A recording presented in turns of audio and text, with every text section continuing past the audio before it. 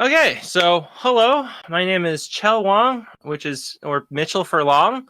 I am a composer and I worked on, well, actually, I have a literal slide for that, but essentially today's talk is going to be about layered music. And if you can't tell, I'm going to try and keep it lighthearted. Also, this is a relatively technical talk in a sense, but I'm also going to try not to be boring. So hopefully it's not boring. Anyways, who am I and why am I qualified to give you this talk? Uh, I worked on a game called Kine. That is probably what I'm best known for. Uh, it won an award, which was like kind of nuts. And then it was also nominated for a Gang Award, which was even more nuts. It didn't win, which it shouldn't have. Call of Duty Mobile did, and that's fine. But yes, anyways, if you don't know how Kine's soundtrack works, essentially the entire game is one song. The bass line is continuous the whole time, and though there are specific levels that each have their own music, they're all over the same bass line. And so as you progress, so let's say you're playing the trombone, as you progress through the trombone level, new layers of music will get added on specifically for the trombone levels. And so as you progress through the levels, the levels become more complicated, and so does the music. And so more on that later too. But yeah, it's very layered, extremely layered, in fact. And it was so much so that I'm like, I should do this more often because I like it and it's hard. So Watch the Space and Noobs in Space are two games that I have written and are currently writing for that are also very layered, but to a much lesser degree. Personally, I know that one should specialize in a genre of writing if you want to be like known for something and that way find work, and therefore like, hey, I know a person who writes good funk music, or I know a person who writes good glitch punk. In this case, I don't want to be locked to a genre, but I do want to be someone that specializes in a specific style of technical stuff, and that's layers. Besides that, I also am a co-organizer. Well, at this point, I'm like an events organizer or something for this Discord, and I also do some other stuff like Game Audio Boston and a charity album I do every year. So why layered music? Why should one bother? To me, I love video games a lot, and partially, I think video games are unique in the sense that you are in control compared to other mediums. You could say that, like for books, you're to an extent in control because of how fast you read and how you turn pages, but more or less, like how actions happen is largely determined by your gameplay. And yeah, even narrative games obviously are controlled, like how individual events happen are based off of your gameplay. Layered music is layered because it is supposed to be dynamic. Things will come in and things will come out. You can have dynamic music that is not layered, but partially the layeredness is what makes it more subtle and more fancy. That's kind of a bad word for it. But essentially, okay. Essentially, dynamic music is what makes video game music video game music. One thing is that it has to loop. It has to loop well. But like if it's dynamic and specifically dynamic layering, that just leans even harder into like what makes video game music, and I just love it. So that's part of like why it's special. For more specific and understandable terms, essentially like you can put things into context. So for Banjo-Kazooie, I'm going to hop over. So for context, Banjo-Kazooie has an overworld theme, and play the music. Oh, there we go. Okay, so Banjo-Kazooie has an overworld theme, and you can hear the music, right? I'm gonna assume yes, you can hear the music because okay, good. So if you're in the overworld, and that's called Gruntilda's Lair. There are also like 10 or so subworlds, and that's where you spend the majority of your time playing the game outside of the overworld. When you approach the entrances to these subworlds, you get that subworld's specific version of Gruntilda's Lair. And as a kid, I'm like, oh, that's so cool, and I love it. And it's like, it just makes it feel like you're getting, it shifts into like the specific flavor of that world. So specifically, this one is Treasure Trove Cove. It's kind of piratey. And now that I'm older, I realize Grant Kirkhope had to write like 10 plus versions of the song. That's nuts. It's maybe not as hard as it might seem, but it is to an extent still kind of nuts. And so specifically within Treasure Trove Cove, you have the main theme.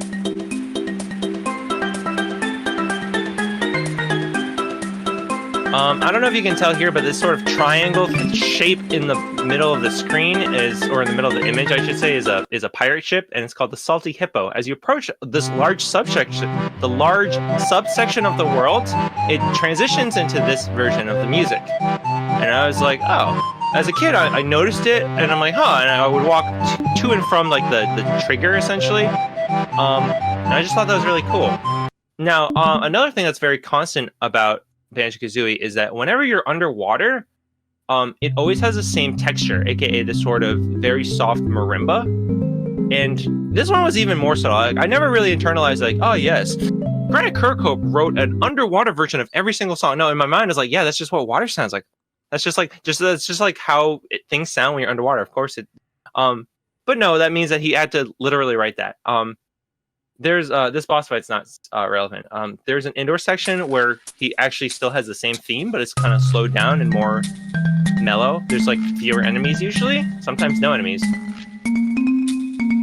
And then because there's one place in this particular level where you are both indoors and underwater, he also had to write an underwater version of this song. And I only realized this upon like further research, but I was just like, bruh. So back to this talk, and not really referring to that anymore. Banjo-Kazooie, as you might be able to tell by my, I'm very passionate about this game. It's been a huge influence, as well as Lift Trousers. So Banjo-Kazooie's dynamic layering kind of helps put worlds into context with each other, as well as like specific sub areas and whatnot into context of a larger area. That's just like one reason and one very tangible way of why dynamic layering is helpful. Lift Trousers is a really cool one too, where essentially the soundtrack is mostly one song. And Lift Trousers, the gameplay is you play as like the sort of fighter pilot. The plane you can design based off of the propeller, the body, and the gun. And depending on which version, like which attachment you have, so like say you have like a really beefy but slow body, or say you have like the really light but like fast one, they will each have their own stem. And so every single combination actually has its own unique name. But the Bandcamp has like a select few versions that he particularly liked. This kind of helps put the mechanics and the gameplay in context with dynamic layering. It shows it kind of in a sense helps incentivize like people mixing and matching different combinations, and you get to see how does a song sound. It's just so cool. And like when I actually saw the layers, I'm like, maybe this is simpler than I thought, but in practice I'm like, this is like literally one of the coolest things ever. I still think the soundtrack is incredible.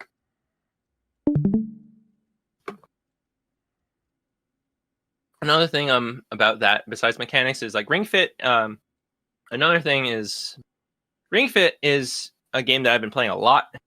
I'm like level 140 something.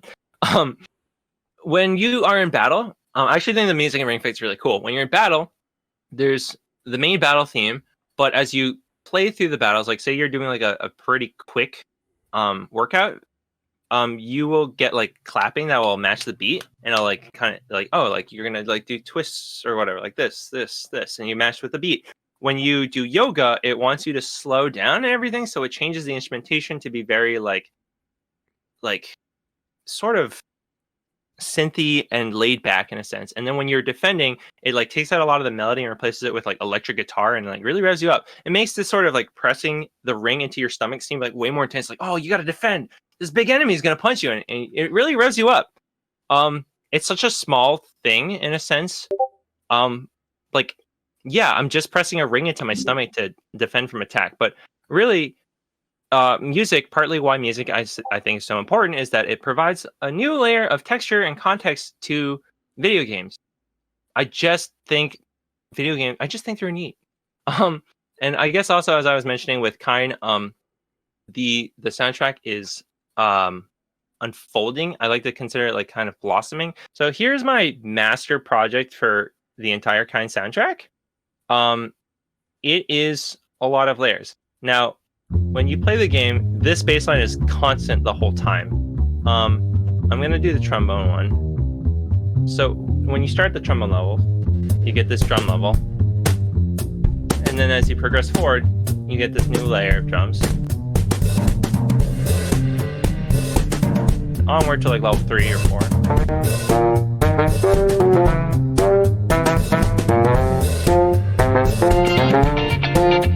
Shoutouts to Trey Hodge who played this guitar.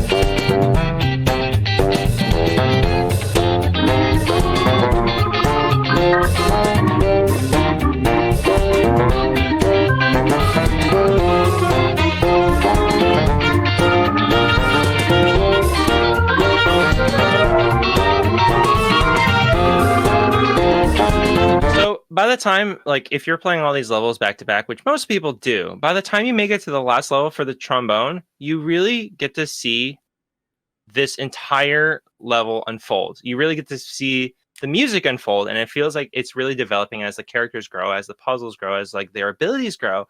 The world kind of it fills out. And I know that, not to toot my own horn, but I thought that was it's part of why I feel like this game is really special. And a lot of people have mentioned to me like how integral it feels to not just like gameplay, but also like the story and also other stuff. I can get to that more later as I get into more like technical stuff of like the things. Okay, so how do you do layered music? Layered music is hard. I will say that initially I was going to do a layer for like every single level. That was insane. That's not possible. I was thinking like, there's got to be like 10 levels, and doing 10 layers would get like kind of messy. Let's see. Oh, do I have questions as well? We'll get to all how much RAM? We'll get I have to all no idea how much questions RAM. after the talk, Shell. Okay. I'll read through all the questions after the talk. Great. Okay. So I would recommend, if you want to do layered music, you're like, hey, this sounds cool. How do I do this? Don't try and do 10 layers like I did. It's not worth it. Currently with the music I'm writing, it's about 4. It's about like 4 layers. You have a melody layer, a bass line layer, a drum layer, and usually like an auxiliary layer or like a harmony layer sort. That's kind of like a good place to start. In essence, though, you still want to have like a foundation. You want to have something that's like, what is going to be playing the whole time? If things are coming in and things are coming out, something is probably staying constant. Figure out what you want for that to be. It could be your melody. It could be your bass line. For a lot of my things too, it's like the drums. It depends. I actually have it different depending on which world. So like in the game that I'm currently working on, there's like an ice world and like a robot drone world and like a forest world. And which one stays constant is not always the percussion. It's not always the bass. It's different for whichever one I feel like matches more. Another thing that you have to keep in mind is that when you write layers, each stem has to have constant activity. If you're looking at the WAV file or your MIDI file or whatever, and there's a big gap, that is not going to be a successful layer, because chances are, like, you can't say like, oh, what if no one, like, you have to assume that someone will at some point hit that trigger during that gap. So if there's like a little bit of gap, like, sure, like that's fine. But if there are big specific gaps here and there, like you need to have constant activity. Otherwise people can't notice when layers come in. And if it was during that gap and then the new layer starts, they don't necessarily know why that new layer started, because by the time that they get to that point, the trigger already passed. So you need to have constant activity. That's not necessarily easy. One thing I think I mentioned it later, but you can in fact do multiple instruments on the same. Like at first, I like for kind, literally every layer is its own instrument. Later on, I did have some layers where like multiple instruments. So for one of the songs that I'm writing right now, I have like the piano, which then goes into like, it's like the piano's the melody, it's predominant, and then it goes into a violin solo, and then it goes into this sort of like synth plus guitar solo, and then it's back to piano. And that's all one layer because I printed it out that way. But of course, when I'm writing the music, it wasn't, and then I had to retroactively figure out, what do I put on these layers? Which one goes to here? Which one goes to there? Another big thing about how to differentiate between layers and like techniques is obviously you want to mess around with different textures. Different rhythms is definitely a thing. Like with browsers, a lot of the textures are actually very similar. They're all pretty chippy. But like the rhythms are definitely sometimes are like dut, dut, or it can be like wah, ba, ba, ba, ba, ba, ba, ba, ba. And that's obviously like the biggest thing that stands out. And by pan outwards, what I mean by pan outwards is that you want your like foundation layers to be pan center, and then as you go on top, they can pan slowly outwards. If you're doing it like Kine and how you have like 8 billion layers, you definitely want to like pan outwards like that. If you're only doing 4, it's not as big of a deal. You can definitely still have like each layer can have like pretty good panning across the board. Like, but definitely want to make sure that your foundation layers have like a good center balance feel, because if that's the one that like if it's ever alone or if it's ever like off balance, it can like be left right unbalanced, and that could be really lopsided. So like as I said, it's not easy. As I already mentioned before, but stems have to have constant activity. You can't have big gaps. And mixing is a pain in the butt. Mixing is such a frustrating process for me. I never learned no one ever taught me how to write music or how to mix or whatever. So I like am self-taught for all of this stuff. Having having so many layers gets really, really difficult. Because you have to account for like what does it sound like when things are not in? What does it sound like when multiple things are in? It's hard. There's not really an easy solution except for like my mixing can sometimes look weird because like each layer to me will have like a specific pocket that like is that layer's like frequency special zone. And so I'll have like kind of like cuts here for like, let's say for like, oh, the violins is going to have like, let's just say in like 3K, that's going to be like the sweet spot. Every other layer, a lot of times I will have like a little bit of a cut at the 3K range just to make sure that things can still like shine through. When it's a lot, but like sometimes you're like, what about the natural resonances of things? You got to make compromises. That's just kind of the deal of this whole thing. Like there's no easy solution. Sometimes you just have to make the compromise of like, it's not going to sound optimal. I will admit, I will be fully transparent that I have never used middleware. I've never learned how to use middleware. I've never had a reason to learn middleware. And a lot of times companies, clients will not want to use it because they don't like to pay. They don't want to pay for it because it's expensive, or they're scared of like the idea of it breaking and it's out of their hands. There's a really good chance that when you have middleware, you can actually apply a different EQ for layers when they come in. Like let's say, oh, this new layer comes in, and then you could have an EQ come in. I don't know. I assume that's possible because apparently Wise can do anything, but even if it can do that, that doesn't necessarily mean you will be allowed to do that because not every project you're going to work on is going to have middleware. So yeah, that's just kind of the deal. How do you avoid being redundant and samey is sometimes really hard. I was at a point with Kine where I figured out how to write over the same bass line about 24 times. At some point, I ran out of material. I ran out of ideas. And I had to figure out at least how to do like 30 more layers, and it was not easy.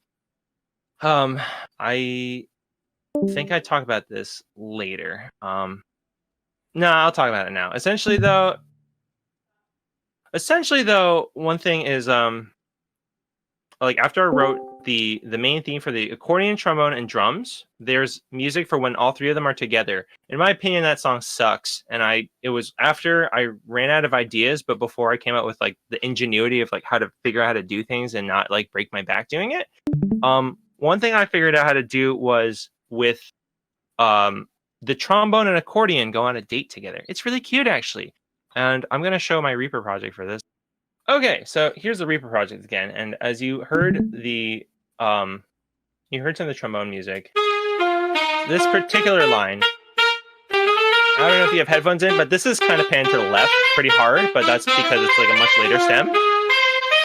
There's also another particular accordion line that I am going to bring attention to, which is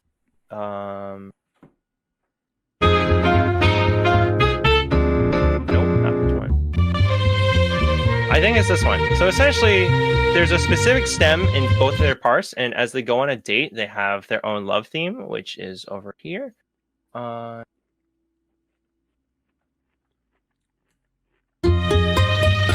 I gotta mute the violin theme. So at some point I like have a bunch of layers. But near the end, as like they go progress and they like kind of get closer together, there's a specific stem. The specific stem that is from the violin. It's from the accordion's theme, and there's another one that's from the trombone's theme. Probably really hard to hear me over it. Oh, and also actually it has like different drums from both. I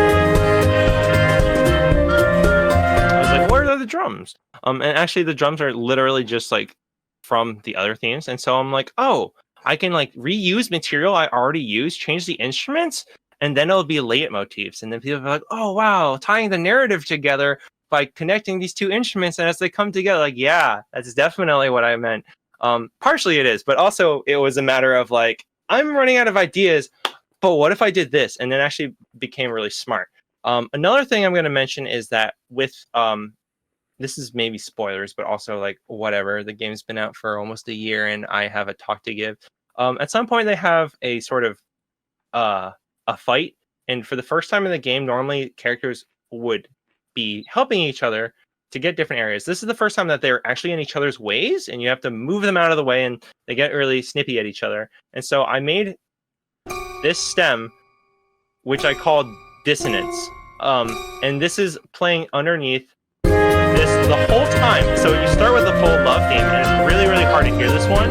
But as you get further into the level, I strip away some of these, and you get further, and it becomes more and more obvious to hear until you get to the last level, where you just have the drums. I think you have maybe, I don't know, I think maybe both drums.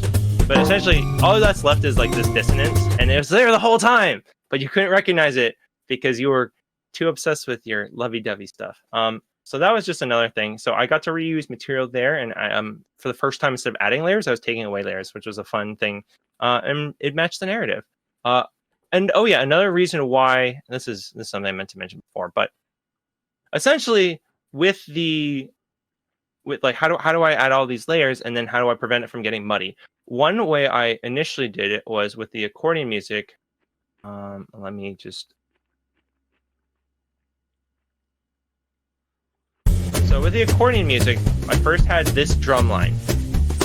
As you progress further, I replaced this drum line. Where are my drums? Oh, that's because I'm way over here. So I replaced that drum line, which was initially this, with a more active one. So I still go from drum to drum, but you can see a noticeable difference because there's more activity. I then add piano chords.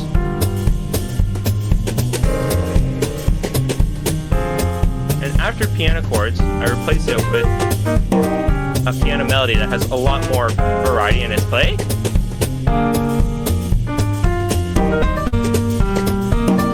So by the time you get to like level 5, you have 1, 2, 3, 4 changes, but only 2 extra instruments on top of the bass. After this, I do just start layering as I normally would have.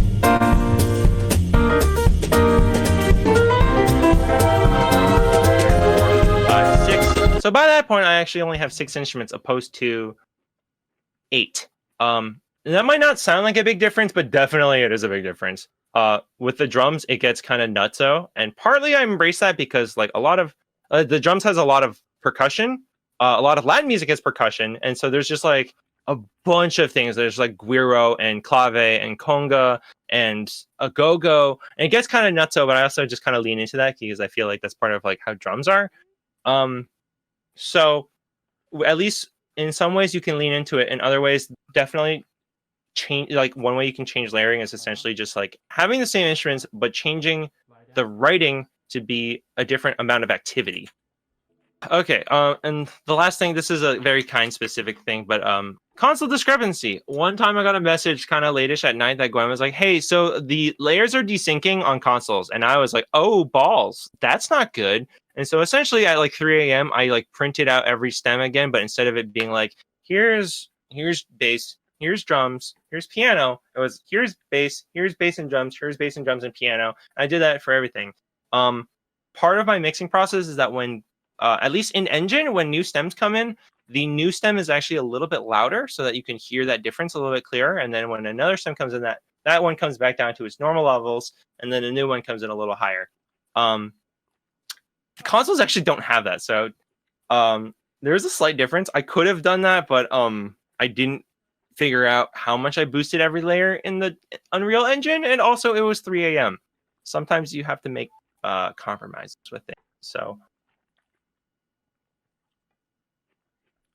Pitfalls. As I mentioned, too many layers. I try to do like 10 layers at once. You don't have to. You can do, right now I'm doing like 4 or 5. You can do literally 2.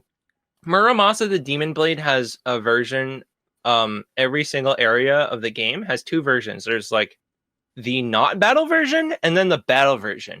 And that's it. There's just the 2 layers and I'll switch between the 2. And it's great. It's excellent. So don't think that like more layers is necessarily better and fewer layers is necessarily worse. That's definitely not the case.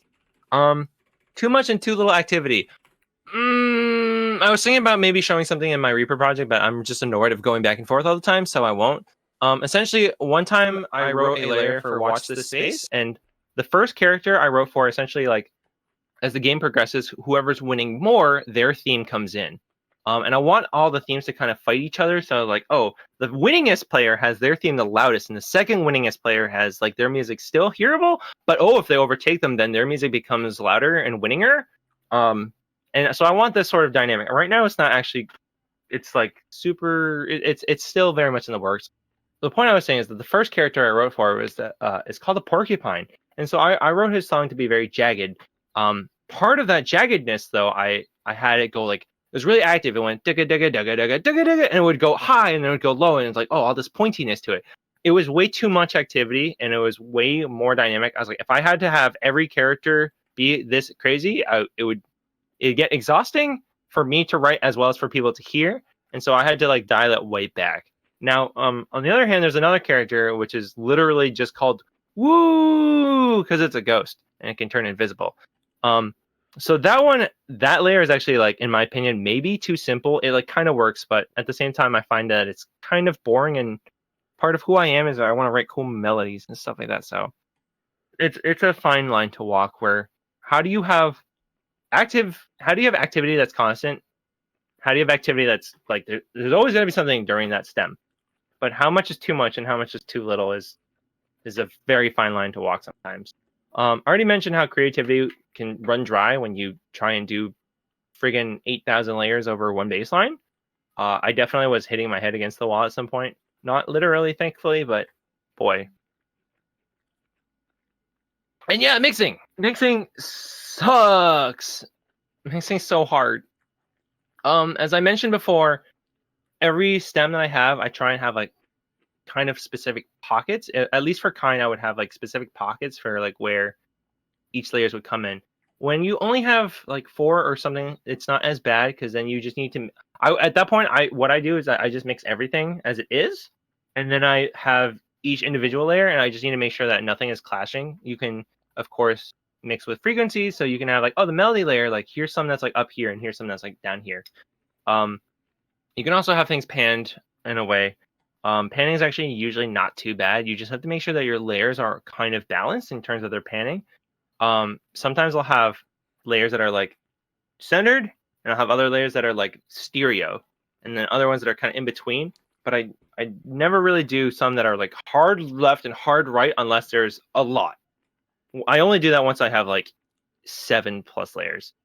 And also sometimes the easiest answer is you just need to boost the volume a little bit when it's a new layer that comes in.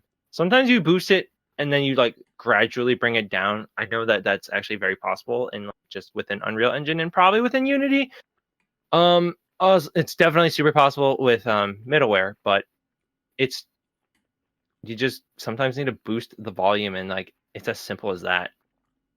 Because sometimes mixing there's no winning in terms of like you can't have your cake and eat it too. Essentially, you have to make a compromise. Sometimes boosting the volume a little bit is what you got to do in order for things to stand out and be noticeable in terms of its newness when it enters. Because the whole thing is you want people to notice when things come in and out, but you don't want them to be like very conscious of it.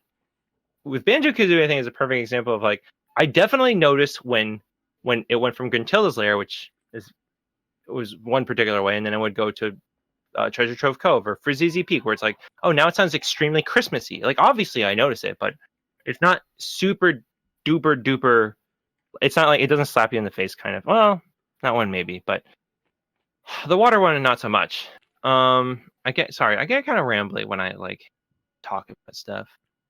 Also, normally I'm not a super nervous speaker, but when I'm speaking to other audio people about audio stuff, I get a little nervous about stuff. So sorry about that. But yeah, key takeaways. Your key takeaways is that layered music is really, really great. It helps make video games more video games. It helps make video games more video gamey. Video games are in general very immersive experiences, and dynamic layering is part of how you make things even more immersive. Layering is contextual. You can make things layered for locations, for people, for mechanics, for narrative stuff. Whatever it is, you can make it contextual. You probably need a reason for why layers come in and out. So I usually just kind of naturally find that because I go like, oh, what if I do this? And then like whoever I'm working with is usually pretty cool about that. But of course, it's not easy as just writing a single solid loop all the time. There's obviously caveats, and unlike with just like static music, you need to have continuous activity in every single stem and every layer, or at least like one layer, not necessarily every stem per se, but and mixing sucks.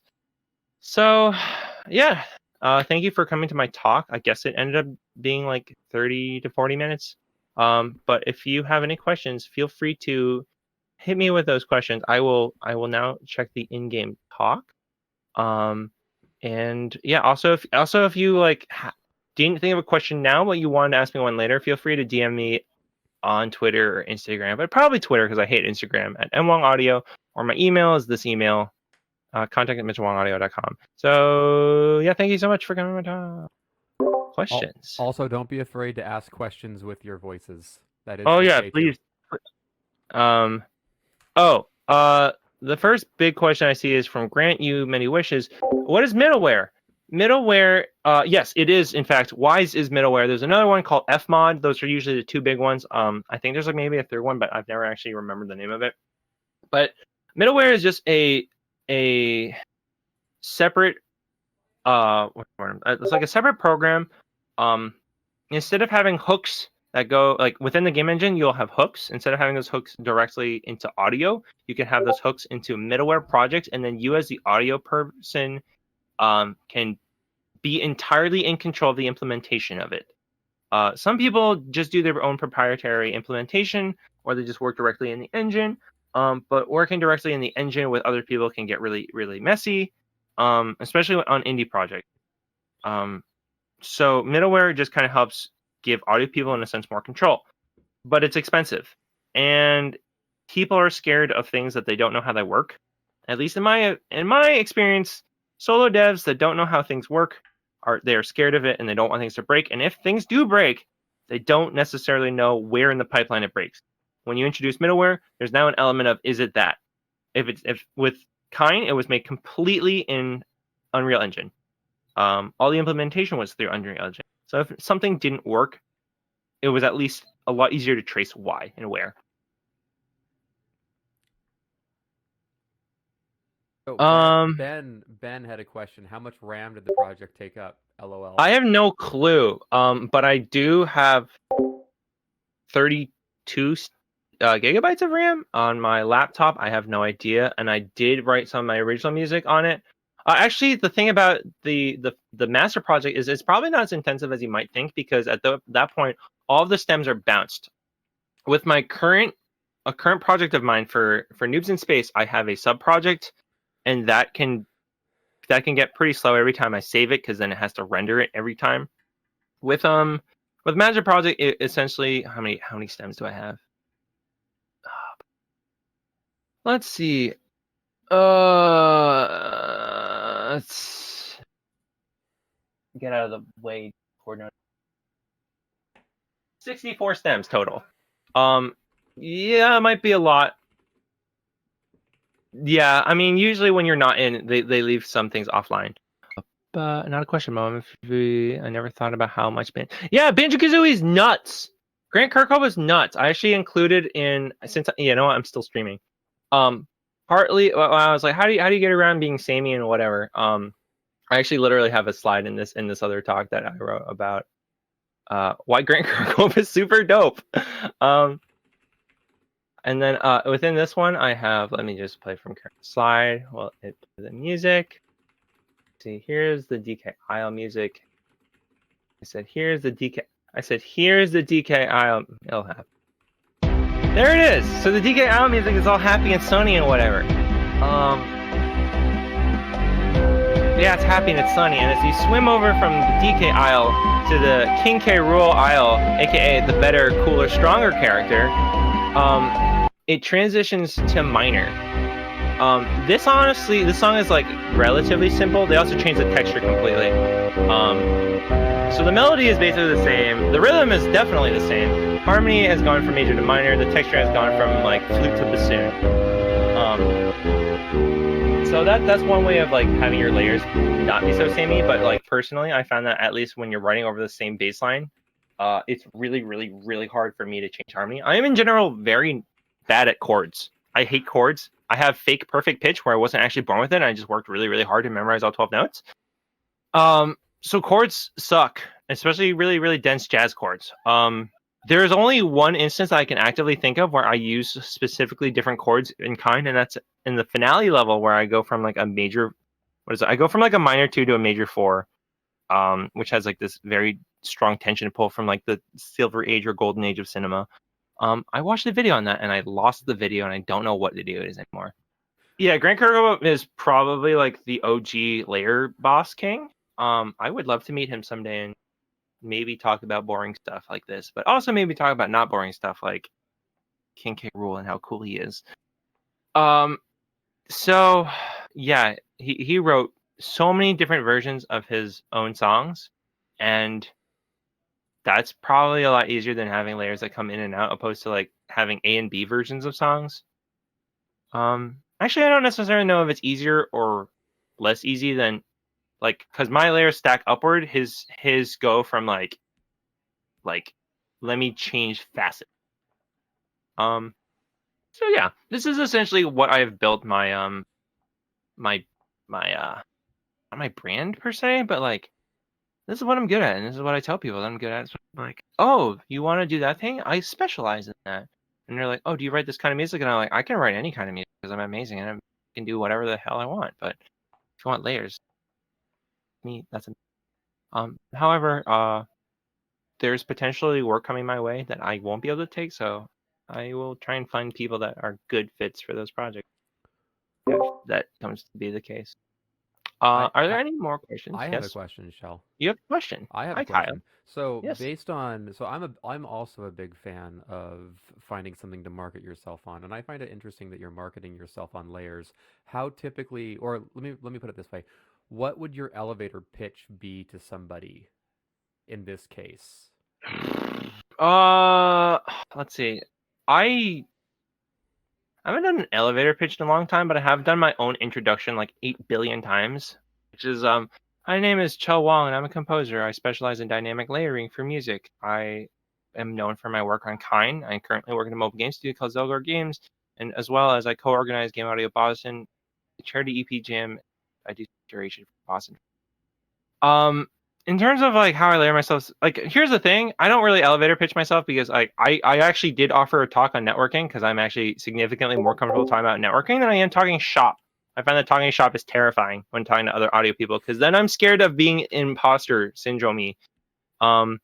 So with networking for me, I just make friends with people and then hope that over time those friends either hire me or ask other people they know to hire me if they have openings, and I just kind of like have it publicly facing that like, yeah, this is what I do, this is how I specialize in things. But obviously I write any kind of music that is not layered too, but if there's an excuse for me to layer, I will usually find it and do it, and then they'll be like, yeah, cool, that sounds good, yeah. And he's okay. Ivy says, since I don't use middleware, do I end up programming music in a project myself? Do you give instructions to programmers? I don't know how to program anything. I played Human Resource Machine by Tomorrow Corporation, and that's the extent of my programming knowledge. Um, I usually just ask people to do things. For Kind specifically, there was a man named Patrick Balthrop who did a lot of the under the hood engine stuff. When I learned how to use version control, I would figure out how to what's nice about the Unreal Engine is when you are doing audio editing, there's a node-based system, and so like I can like drag 10 trombone sounds and then put them into a thing and then drag a randomizer with them all selected, and then I can also within that randomizer change how much those change. In terms of the actual music itself, I didn't really touch in Kind. With some of the implementation for Watch the Space, there is like a text file that I edited some of it, but it's also terrifying for me to touch text files. And because we didn't have version control, I was like doubly scared. So I tried my best to like do my own version control where I like copy things and I would like copy it into like Dropbox and then just like have it with my name on it and then you could compare things. But yeah, I like literally asked him to do a bunch of things. And so there was kind of a discrepancy on expectations and how things worked with that contract. So hopefully, yeah, he's a solo dev, so like I don't know. He has everything in a Dropbox.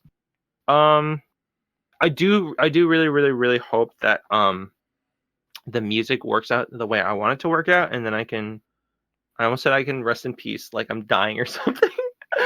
um, yeah, no, all right. Grant, you many wishes asks, when you're making layered music, how do you keep it from getting too busy money, especially if you're trying not to leave too much blank space in each of your individual stems? I mean, like, I think I already kind of talked on that in a sense, but like with the accordion, I had it so that I had it so that the drums were replaced with a more active drums and the piano, which was just chords, chords, chords. The whole, like, that stem is literally just chords. Um, and then I replaced it with like what the original like piano writing was for, and that way I like within level 5 I only had 3 instruments opposed to 5 instruments. That was one way I got around it.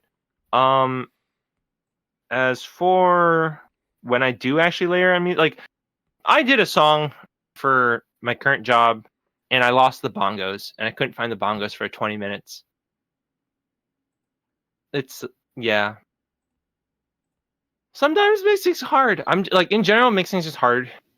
When for like a soundtrack like the one you were showcasing, how would you prepare something like an album release? Like when you have like a continuously like instruments that continue through every single piece of music, how would you divide that up into like song 1, 2, 3 on an album?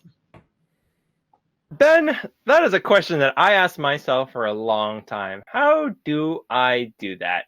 I will shamelessly plug my Bandcamp because I feel like this at least warrants it. But if you see the soundtrack to Kind, which I am getting here, boom. So I asked myself, how the heck do I divide this into different songs? Because in a sense, it is one song. It is arguably one song. But it also does distinctly have distinct songs. So essentially, what I did is that the first track is the basics, and it's just the bass line by itself. The loop is actually only 1 minute and 6 seconds long, and everything is on top of that. With the several tracks, I have it so that halfway through each stem, a new one comes in, and then it like loops maybe a little bit more. So you'll see it. Several songs are about 4 minutes and 35 seconds. At the end, I have 5 songs that are just like the full stack the whole way through, looped twice, and that's 2 minutes and 21 seconds. But yeah, and there are a couple of songs that like there's not enough layers for it to warrant a full version versus like a staggered version.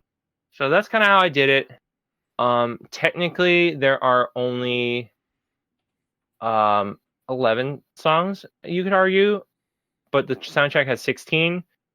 But also, it could just be one. So believe me, this is something that I had to ask myself how to do, and then I just did it. For Watch the Space, it's arguably even more confusing because like there's one song for the game, and then whoever's winning, their layer comes on top more.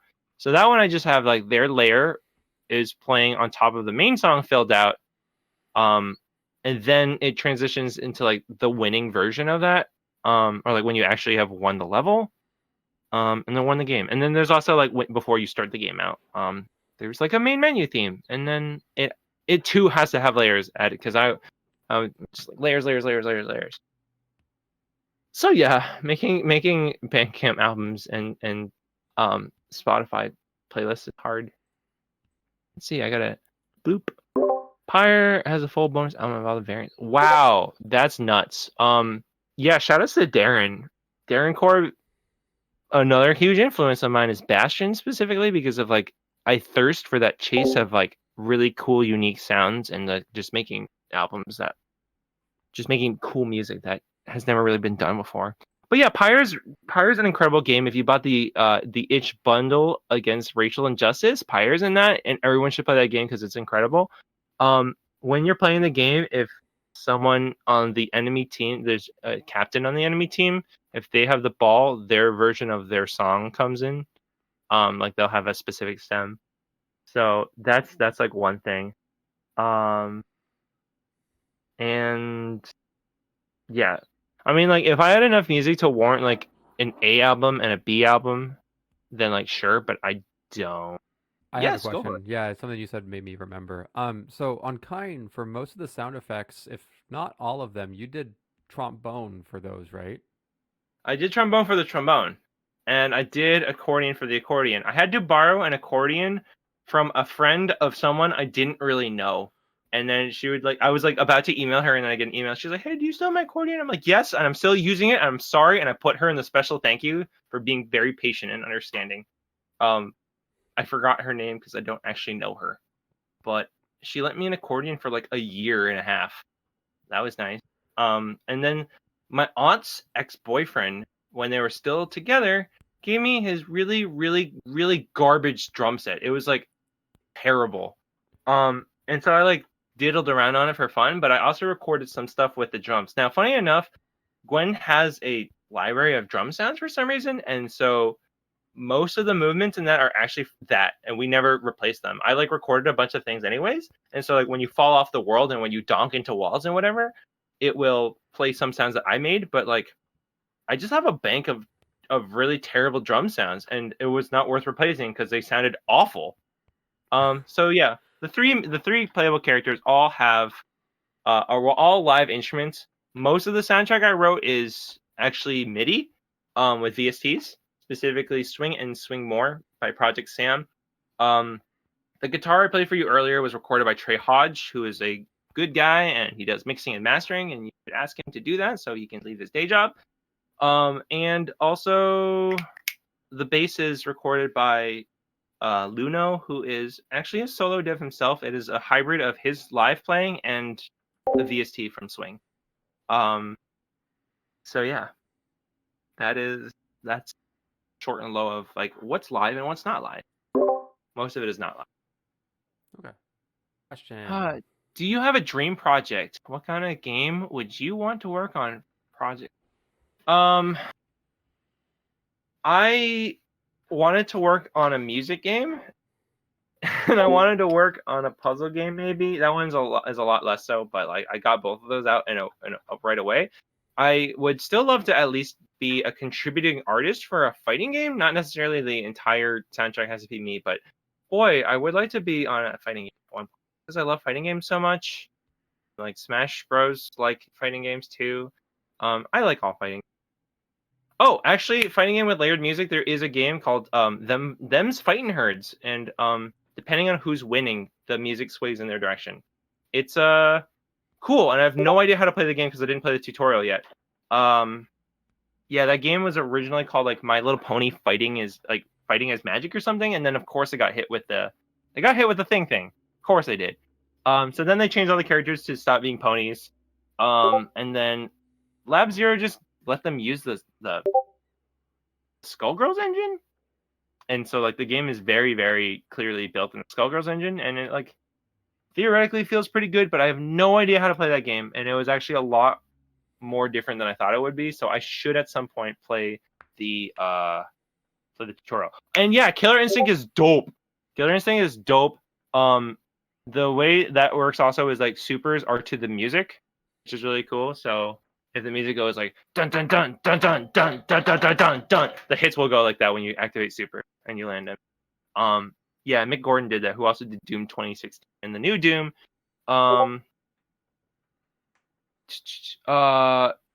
Yeah, that a fighting game with kind layers would be a lot harder. Well, I mean, you are adding layers, and essentially, like the game, like Watch This Space is kind of like that, where like the winningest player will have their music playing. But I also want other characters' themes to like have at the same time, so then you have like a more full version of the song. That would be cool. Do we have any other questions? I don't think I have any more, actually. I think I'm out. All right. Well, in that case, thank you all for coming to my talk. It was a field that I know a lot about, but I'm not very comfortable talking about in a sense. So, yeah, thank you for that. It is kind of scary, but I'm glad I did it. I'm glad you all came. I need to not save my master projects for the projects that are done so I don't donk anything up. And now I'm safe. All right. Wait. Anything else in talk chat? It's just people saying thank you and I bye. think people are Thank you saying and thank bye. you. Yeah, All of excellent, you. excellent talk. Very good. Thank you. Bye. Yep. Have a good night, everyone.